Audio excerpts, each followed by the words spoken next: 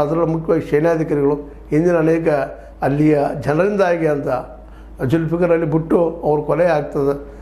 ಆನಂತರ ಇನ್ನೂ ಅನೇಕ ಬರ್ತಾಯಿದ್ದಾರೆ ಅಲ್ಲಿ ಮೇಲೆ ಜನರಿಂದ ಆಯ್ಕೆ ಆದಂಥವ್ರು. ಅವ್ರನ್ನೆಲ್ಲ ಈ ಡಿಕ್ಟೇಟರ್ಗಳು ಕೊಲೆ ಮಾಡಿ ಹೋದ್ರು, ಜೈಲಿಗೆ ಹಾಕಿ ಆಡಳಿತ ಮಾಡಿದ್ದನ್ನು ನಾವು ನೋಡಿದ್ದೀವಿ. ಆ ದಿಶೆಯಲ್ಲೇ ಇಮ್ರಾನ್ ಖಾನ್ ಅವ್ರದ್ದು ಆಗ್ತದನ ಅನ್ನುವಂಥ ಭಯ ಅಲ್ಲಿಯ ಜನರಿಗೆ, ವಿಶೇಷವಾಗಿ ವಿದೇಶಗಳಲ್ಲೂ ಸಹ ಚರ್ಚೆ ಆಗ್ತಾನೆ ಇದೆ. ಆಗ್ಬೋದಾ ಏನಾದರೂ ಇಮ್ರಾನ್ ಉಳಿತಾರ ಇಲ್ವಾ ಅನ್ನುವಂಥದ್ದು.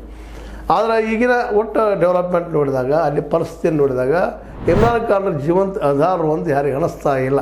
ಯಾಕಪ್ಪ ಅಂತಂದ್ರೆ ಅವರು ಉಳಿಸೋದ್ರಿಂದ ನಾಳೆ ಮುಂಬರುವ ದಿನಗಳಲ್ಲೇ ಒಂದು ವೇಳೆ ಇಲೆಕ್ಷನ್ ನಡೆದು ಮತ್ತೇನೋ ಆದರೆ ಇಮ್ರಾನ್ ಖಾನ್ ಮರಳಿ ಪ್ರಧಾನಿ ಆಗುವಂಥ ಒಂದು ಸಾಧ್ಯತೆಗಳು ಹೆಚ್ಚಾಗಿದ್ದಾವೆ. ಆ ದಿಶೆಯಲ್ಲೇ ಅಲ್ಲಿಯ ಆಸಿಮ್ ಮುನೀರ್ ಏನು ಈ ಸೇನಾಧಿಪತಿ ಇದ್ದಾರೆ, ಆಲ್ರೆಡಿ ಇಡೀ ಅಲ್ಲಿಯ ಪ್ರೈಮ್ ಮಿನಿಸ್ಟರ್ ಶಾಬಾಜ್ ಶರೀಫ್ ಅಂತೇಳಿ ಆ ಶರೀಫ್ ಸಹಿತ ಮಂಡಲದಲ್ಲಿ ಇಟ್ಕೊಂಡಿದ್ದಾರೆ, ಸುದ್ದಿಗಳಿದ್ದಾವೆ. ರಾಷ್ಟ್ರಪತಿ ಸಹಿತ ಮಂಡಲದಲ್ಲಿ ಇಟ್ಕೊಂಡಿದ್ದಾರೆ. ಎಲ್ಲಕ್ಕಿಂತ CDF ಅನ್ನುವಂಥ ಒಂದು ಪೋಸ್ಟ್ ಕ್ರಿಯೇಟ್ ಮಾಡಿ ತಾನಪ್ಪ ಇನ್ನು ಮುಂದಿನ ಸರ್ವಾಧಿಕಾರಿ ತಾನ ಆಳುವಂತ ಮಾಡ್ಕೊಂಡಿದ್ದಾರೆ. ಹೀಗಾಗಿ ಆಸಿಮ್ ಮುನೀರ್ ಕೈ ಇಡೀ ಪಾಕಿಸ್ತಾನ ಹೋಗ್ತದೆ ಅನ್ನೋಂಥ ಮಾತು ಕೇಳಿ ಬರ್ತಾ ಇದ್ದಾವೆ. ಅಂತಾರಾಷ್ಟ್ರೀಯವಾಗಿ ಅಮೆರಿಕ ಜೊತೆಗೆ ಸಂಪರ್ಕ ಚೆನ್ನಾಗಿ ಮಾಡ್ಕೊಳ್ಳಿಕ್ಕೆ ಪ್ರಯತ್ನ ಮಾಡ್ತಾ ಇದ್ದಾನೆ ಆ ಮನುಷ್ಯ. ಜೊತೆಗೆ ಟ್ರಂಪ್ ಅವ್ರ ಜೊತೆಗೂ ಒಳ್ಳೆಯ ಸ್ನೇಹವನ್ನು ಕಾಯ್ಕೊಂಡಿದ್ದಾನೆ. ಹೀಗಾಗಿ ಮೋಸ್ಟ್ ಪ್ರಾಬಬ್ಲಿ ಈ ಆಸಿಮ್ ಮುನೀರ್ದಿಂದವರು ಅಂತಾರಾಷ್ಟ್ರೀಯ ಮಟ್ಟದವರು ತಮ್ಮ ಗೆಳೆತನ ಹೆಚ್ಚು ಮಾಡ್ಕೊಳ್ತಾ ಇದ್ದಾರೆ. ಜೊತೆಗೆ ಚೈನಾ ಜೊತೆಗೂ ಸಂಪರ್ಕ ಮಾಡ್ಕೊಳ್ತಾ ಇದ್ದಾರೆ, ಸುದ್ದಿಗಳಿದ್ದಾವೆ. ಒಟ್ಟಾರೆಯಾಗಿ ಎಲ್ಲ ಡೆವಲಪ್ಮೆಂಟ್ ನೋಡಿದಾಗ ಸಹಜವಾಗಿ ಅಲ್ಲಿಯ ಈಗ